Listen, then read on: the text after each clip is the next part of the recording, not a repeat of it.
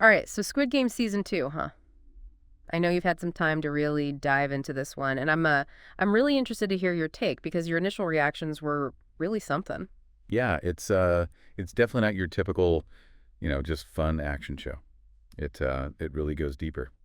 Yeah, I mean, right from the start, June's making some choices that kind of set the tone for the whole season. He's not running off with the money, living it up. Instead, he's like laser focused on taking down the games. What's the message there? I think it shows a huge change in how he sees the whole thing. Yeah. Season one, it was all about survival, just getting himself out of a bad situation. But now he sees the games as like part of this really messed up system that takes advantage of people like him. And it makes you think, can one person really change a whole system like that? Mm. Or is he fighting a losing battle? And the whole time he's dealing with so much guilt, So many people died and he survived. How much of this is about justice and how much is revenge? That's a really good point. It's definitely blurry. And that's what makes his story so interesting. He's carrying the weight of all those lives, and the season keeps asking us to think about how far would we go? If we were him, would anything be justified to survive?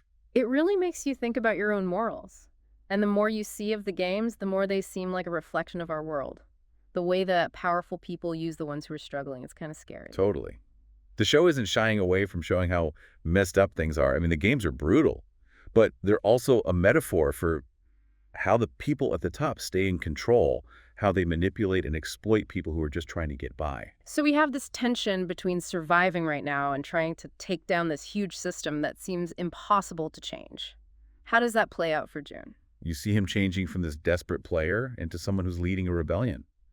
But it's not a simple change. He's so angry and grieving, and he wants revenge so much that he kind of misses the bigger picture. He wants to get the people responsible, but is that enough to actually change things? That's the thing he doesn't get. He's fixated on getting revenge on specific people. But he's not really seeing the bigger picture. All the social and economic stuff that led to the games even existing. It's like he's fighting something that just keeps coming back no matter how much he tries to stop it. It makes you wonder if he's just going to end up being part of the same cycle of violence he's trying to stop. And then there's the Frontman. Learning about his past adds a whole other layer to this idea of a corrupt system. He wasn't always this scary guy in charge. Yeah, and what's so interesting is how his story is similar to June's, in a way. They both felt the pressure of this system, how it can destroy you.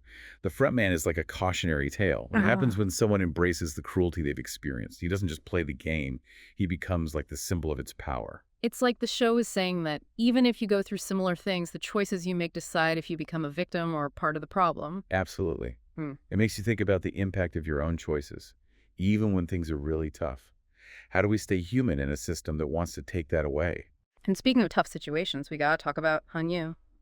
This trans woman with military training, she really stands out. She's dealing with the same ethical questions as everyone else, but her story adds another level. What makes her story so powerful is how it's about identity and acceptance, too. She's not just fighting to survive the games, she's fighting for the right to be herself, to live honestly in a world that doesn't always accept her. It makes you think about what freedom really means. You root for her even more, knowing everything she's already been through.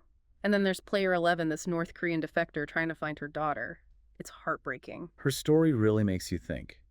She ends up euthanizing some players because she thinks she's ending their suffering. It brings up these moral questions about what's right in extreme situations. Can you ever justify taking a life even if you think you're doing it for the right reasons? And is she helping or hurting in the end? She's driven by love for her daughter, but what she's willing to do, it makes you wonder if she's becoming another victim of the system even while she's fighting it. And she's getting more and more disillusioned with the people running the games, which makes it seem like maybe there's a rebellion coming in season 3? You know what that makes me think? Even in this really dark, hopeless world, there are people who want to see the games end. Maybe Joan isn't alone. It does give you a little hope, right? But we got to be real. Not everyone's loving this season. There's been some different opinions, and I think it's important to talk about those too. Yeah, no show is going to please everybody. So what are some of the things people aren't so happy about? Well, one thing that keeps coming up is how the season deals with its themes. Some people think it's a little too obvious, especially when it comes to like capitalism and power dynamics. I get that. Sometimes it feels like they're hitting you over the head with the message. Like, we get it. The system is corrupt.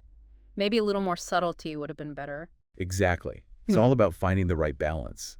We need to feel how important those themes are, But we also need space to figure things out for ourselves. Let the story do its thing.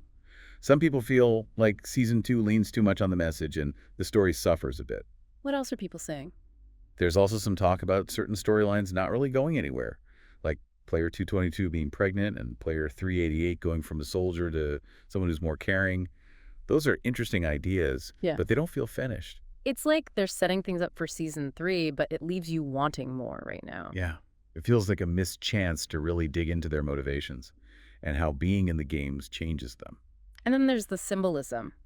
I know the show loves its symbols, but some are saying it gets a bit too literal this time. That whole light versus dark thing is a good example. It looks cool, but it can feel like they're just telling us what it means instead of letting us figure it out. Sometimes less is more, you know? When it's too obvious, it takes away from the mystery. It's like they don't think the audience is smart enough to get it on their own. Okay, so we've got these criticisms about the pacing, the themes, the symbolism, but what about the stuff that worked? What really made this season stand out?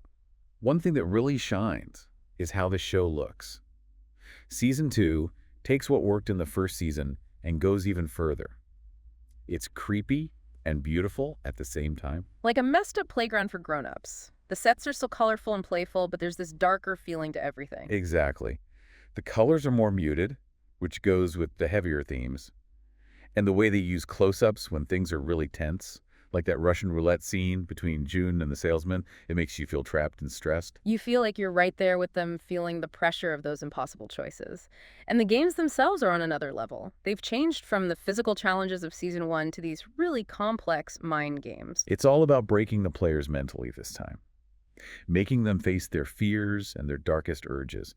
It's not about strength anymore. It's about being smarter than everyone else, even yourself. That new red light, green light game is the perfect example. It's not just about running fast now. It's about trying to navigate this invisible web of being watched and controlled all the time. That image is so powerful. It's like saying there's no escape from those in power. Even in a kid's game, the rules are rigged, and you're always playing by someone else's rules. And the pacing this season is way slower. They take their time building up to the big moments. It makes you feel this sense of dread, like something terrible is about to happen. It gives you more time to connect with the characters and how they're feeling. So when those big moments happen, they hit you harder. You're not just watching it, you're living it with them.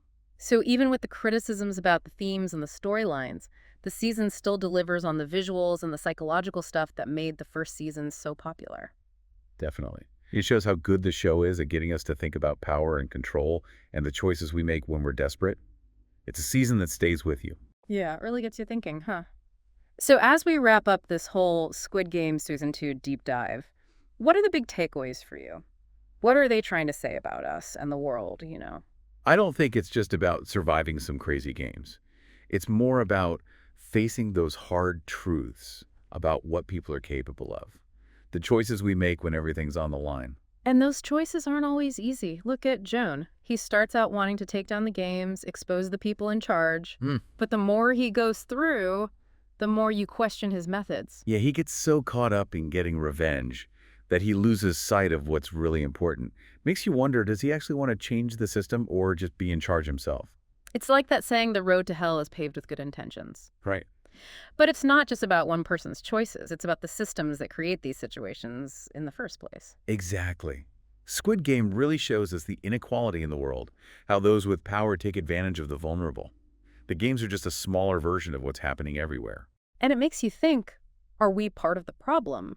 Even if we're not running the games, are we benefiting from a system that keeps others down? That's a question we all got to ask ourselves. The show doesn't give us easy answers, but it makes us think about our own role in all of this, what we do every day. It's a lot to think about, and that's what makes good art so good, right? It stays with you, makes you talk about it and ask those big questions. So what's one question our listeners should be thinking about? What's the next step in understanding all this? Okay, so let's say June actually wins. He destroys the whole thing. What happens then? What takes its place? Will it be better, more fair, or will there just be new people in charge? The real challenge isn't just breaking down the old system. It's making something new that doesn't just repeat the same mistakes, something that doesn't lead to the same exploitation and hopelessness. Man, that's a great point. And that's all the time we have for today's deep dive on Squid Game Season. Ready for a deep dive?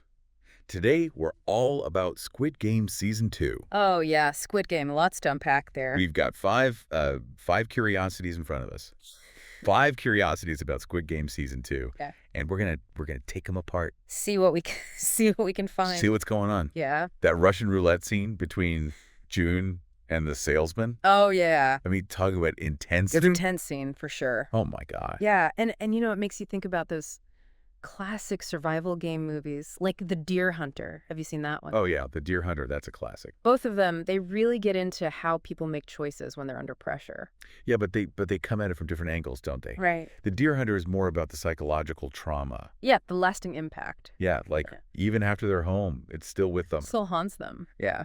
Squid Game, I feel like it's even more intense because it's like they're already desperate Right. before they even start. We're already playing a game of survival Whack. in their regular lives. And then they go into this and it's just like, oh man, the stakes. I mean, I was on the edge of my seat the whole time. For sure. For sure. Right. And then you've got the frontman's backstory, Oh yeah, which adds another layer. totally. The frontman's backstory, I mean, that really brings in something real, right? Like that IMF crisis. The late 90s South Korea, Yeah. it hit a lot of people really hard. Yeah. And it kind of shows you that the whole desperation thing, it's not just made up for the show, it's a real thing. No, it's definitely grounded in reality. Yeah. And the show doesn't shy away from the social commentary either. Definitely not. What do you think? Do they strike the right balance? Like between keeping it entertaining and making you think? It's tricky, Yeah. But I think they do a pretty good job Right. because you're caught up in the game, Right. but then it also makes you think about like the bigger picture, the Yeah. stuff going on beneath the surface. Yeah. One thing that really stuck with me too was the music during the Russian roulette scene. Oh, yeah. That was so haunting. Haunting for sure. That music. It's Andrea Bocelli's Cante Partiro. Oh, wow. I think it's really meaningful Yeah. because it's not just about saying goodbye, it's about accepting what's going to happen. Right. Like accepting your fate, Yeah. which makes it even more emotional. Yeah. I got chills. It's powerful stuff. Speaking of chills though, Player 11, Oh, yeah. okay? Season 2. His actions, Bug 11. so unsettling. Yeah, yeah. Just the things he was doing. Yeah. It made me think about the whole thing with the organ harvesting in season 1. Like they're connected somehow. Yeah. It's like even the players who you think are innocent, they're still part of this system. They're benefiting from it even if they don't realize it. That's what's so messed up, right? It makes you think about who's really a victim and who's a perpetrator. Yeah. It's not always so clear.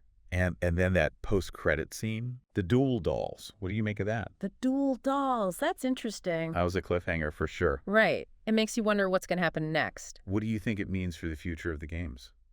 It could mean we're going to see even crazier games, Right. even more brutal, more complex, Yeah. and maybe even more players.